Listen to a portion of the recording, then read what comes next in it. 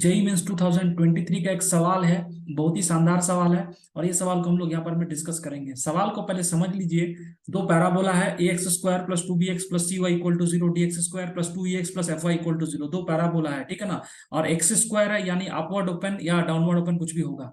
Intersect on the line y equal to one, यानी ये दो पैराबोला कौन से लाइन पर इंटरसेक्ट कर रहा है, वाई इक्वल टू वन। इसका मतलब वाई इक्वल टू वन पर दोनों का जो एक्स कोऑर्डिनेट हो जाएगा वो क्या हो जाएगा, सेम हो जाएगा बच्चों, क्योंकि दोनों इंटरसेक्ट कर रहा है। फिर बोला क्या है, A B C D E F are positive real numbers, ठीक है ना। और A B C D E F positive real number है जिसमें ए बी सी जीपी में है। तो आपको डीई एफ या d by A, E by b, f by c के बारे में बताना है। तो सबसे पहले जब यहाँ पर मैं दोनों parabola y equal to one पर इंटरसेक्ट करेगा तो एक्स कोऑर्डिनेट क्या हो जाएगा, सेम हो जाएगा। लिख रहा है ना, intersect on the line y equal to one. अब इसमें सबसे पहले ये सोचो, ए बी सी जीपी में है, ये क्या हुआ, ए बी सी आपको जीपी में है।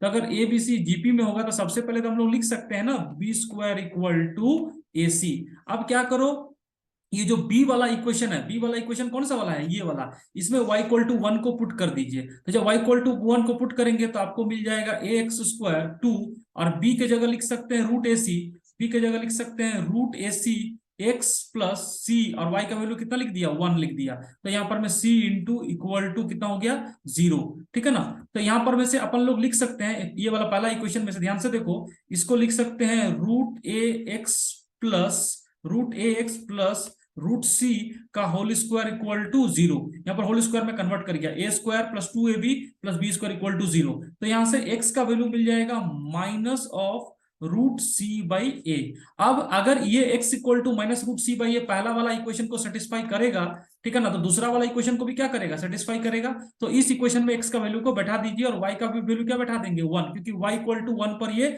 सेटिस्फाई कर रहा है। तो सेकंड जो इक्वेशन होगा उसमें लिख देंगे d इंटू एक्स स्क्वायर, यानी D into x square, x square को लिख सकते हैं minus root C by A का होल स्क्वायर, यानी C by A plus two E, यहां पर में आ जाएगा minus under root C by A plus F equal to कितना हो जाएगा, जीरो। अब क्या करना है, यहाँ पर मैं ध्यान से देखिए, हम लोग ये लिख सकते हैं यहाँ पर में डी बाई ए प्लस ये सी को इधर डिवाइड करो और ये वाला टर्म को इधर लेके चलो, तो कितना हो जाएगा, D by A plus F by C equal to two e, ये सी डिवाइड हो जाएगा इधर में, टू ई बाई सी, और माइनस वाला प्लस हो गया under root C by A.